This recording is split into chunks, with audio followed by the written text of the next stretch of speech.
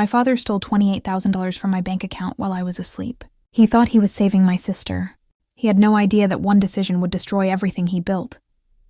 The first thing I saw that rainy Seattle morning was my phone vibrating beside my bed. I opened my banking app expecting a normal notification, but instead I saw something impossible. My savings account balance was zero. That money was everything I had saved for years. My emergency fund. My chance to finally live without depending on anyone. Then I saw the transaction note. Family investment. Authorized by power of attorney. My heart sank. My father, Jeffrey Sterling, had taken it. But this wasn't the first time my family had used me. Growing up, I was never the favorite. My younger sister, Chloe, was the one everyone protected. She chased dreams, made mistakes, and somehow I was always the one expected to fix them. When Chloe wanted to become a lifestyle influencer, my father convinced me to pay for her equipment. I gave them $4,000. Her dream ended within weeks. When my father's expensive car needed repairs, he called me for help. I gave him another $3,000. He didn't say thank you. He only smiled and said, "Good girl." That was how my family saw me. Not as a daughter, as a resource. The power of attorney he used came from years earlier, when I was recovering from surgery. My father told me it was only for emergencies. I was young, tired, and trusted him. I never imagined he would use it against me. But that morning, something changed. I canceled his access, froze my credit, changed my passwords, and reported the transfer to the bank. A few hours later, my phone rang. It was my father. He didn't apologize.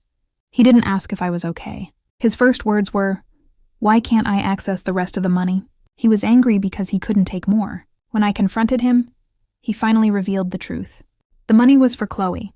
She had lost thousands through gambling debt, and my father was trying to cover it before anyone found out. He told me family members sacrifice for each other. But I finally understood. In his eyes, Chloe was worth protecting. I was worth using. After the call, Chloe posted online pretending she was the victim. She told everyone that her family was toxic and people were trying to ruin her life. I ignored the messages. For once, I stopped protecting them. Instead, I went to see my Aunt Christina, the one person my father had removed from our family years ago.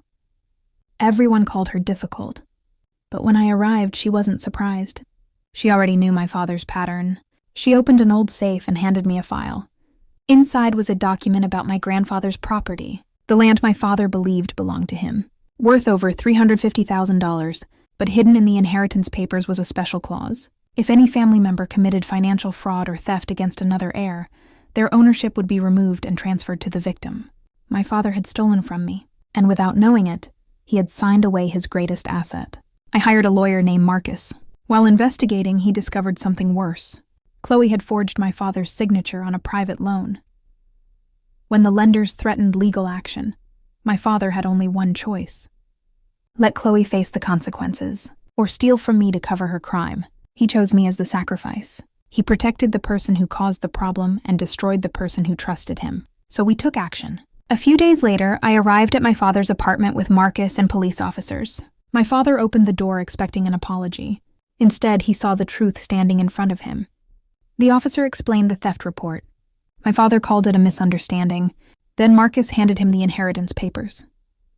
His face changed instantly. "You can't take the land," he whispered. I looked at him and said, "It was never about the money anymore. It was about what you did." For the first time, I saw fear in my father's eyes. Then Chloe appeared. And when everything started falling apart, my father did the one thing I never expected. He blamed her. He admitted she forged the signature. The family that spent years pretending to be perfect collapsed in minutes. The person who was always protected was finally exposed. The person who was always used finally walked away. Months later, the court transferred the land to me. I sold it, not because I wanted revenge, because I wanted freedom. That money gave me the chance to build the life I had always sacrificed for. A new home, a peaceful future, a life where my phone didn't ring with another crisis. I lost a father and a sister, but I found something more important. I found myself. My family spent 27 years treating me like something they could use. But they forgot one thing. Even the quietest person can finally say enough. And when I did, I didn't destroy my family. I simply stopped letting them destroy me.